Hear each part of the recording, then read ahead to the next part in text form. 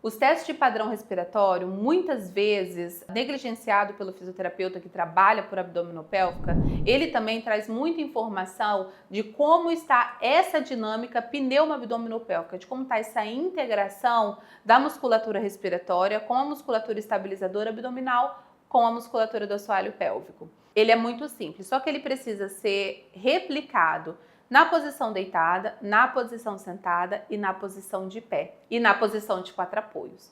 Por que nessas 4 posições? Porque a literatura nos diz que, dependendo da posição que você está, a gente também tem uma modificação da musculatura, das fibras musculares, do estiramento dessas fibras musculares. Então, o comportamento ele pode modificar. Então, um padrão que você não observa numa postura, pode ser que você observe na outra. Então, é naquela postura que você vai otimizar. Se deitada e sentada, a dinâmica abdominopélvica está funcionando bem e ela peca na de pé, a gente observa que existe uma disfunção, uma incoordenação, uma falta de entendimento, de propriocepção nessa dinâmica pneumo-abdominopélvica na postura em pé. Então é na postura em pé que a gente precisa trabalhar esse paciente. Serve de raciocínio clínico, né? É importante a gente trabalhar onde esse paciente tem essa deficiência, quando a gente também leva isso para o modelo biopsicossocial.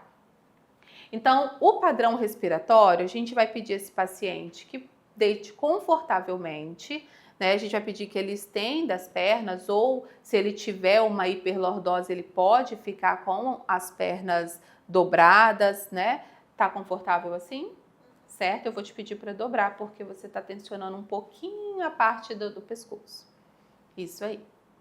Então, o padrão respiratório normal fisiológico é tóraco-abdominal. Em alguns casos, durante a reabilitação, a gente pode pedir esse paciente para respirar estufando o abdômen, como é muito comum no Pilates e em outras técnicas. Esse padrão respiratório, que a gente chama de padrão respiratório abdominal, o paciente inspira, estufando o abdômen, e expira, trazendo esse abdômen de volta. Esse padrão respiratório, ele vai ser interessante quando nós precisamos ganhar espaço, quando a gente precisa ganhar capacidade de volume ventilatório. Geralmente em pacientes DPOC, geralmente em pacientes pós-cirurgias cardíacas ou num padrão restritivo obstrutivo. Esse trabalho, ele também vai ser interessante para aquele paciente que não consegue entender como que ele vai expandir o tórax. Então, o que a gente faz? A gente desce esse diafragma, aumenta essa pressão do abdômen, pedindo para ela estufar, porque se ela não estufa esse abdômen, a gente tem uma resistência de pressão intraabdominal que não deixa esse diafragma descer muito. Então, a gente estufa a barriga, cria espaço para dissipar essa pressão intraabdominal, para que esse diafragma tenha condição de descer e esse tórax tenha a condição de expandir. Então, somente nesses casos que a gente utiliza essa orientação de pedir o paciente para estufar a barriga.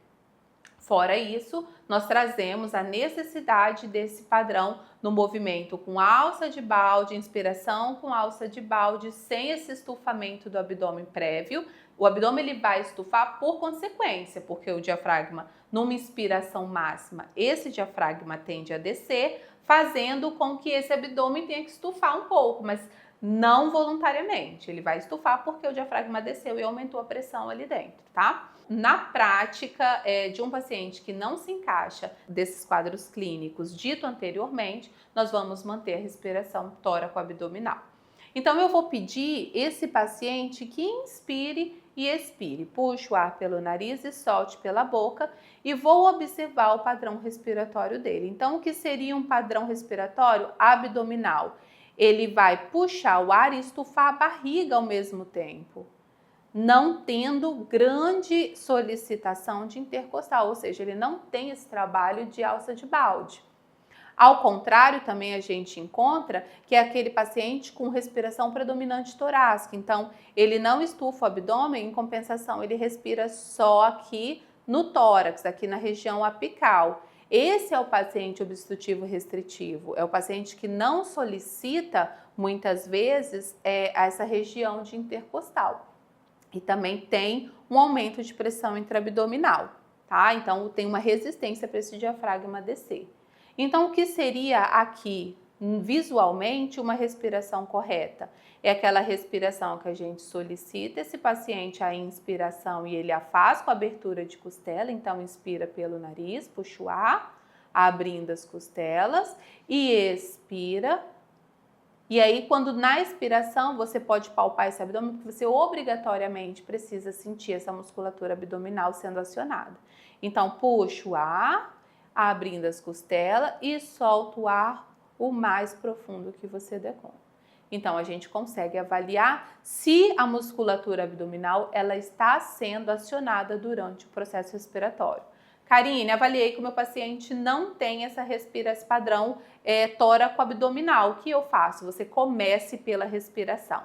O paciente que usa musculatura acessória, paciente restritivo, paciente que não tem alça de balde, ele vai respirar apical principalmente. Essa respiração apical vai solicitar a musculatura acessória de pescoço. Então essas queixas que a gente encontra no consultório de pacientes com dor no pescoço, dor no trapézio, superior, médio, inferior, dor lombar, muitas vezes pode vir dessas restrições respiratórias. Ou, por outro lado, a paciente gestante, por exemplo, ela passa por uma horizontalização desse diafragma, porque o feto, o bebê, está aqui embaixo desse diafragma. Então, ela não consegue fazer esse movimento, né? Ela tem esse movimento restrito. Então, quando esse bebê sai da barriga dela, ela mantém essa horizontalização por falta de controle motor e aprendizado motor mesmo. Ela tem que reaprender a fazer esse movimento.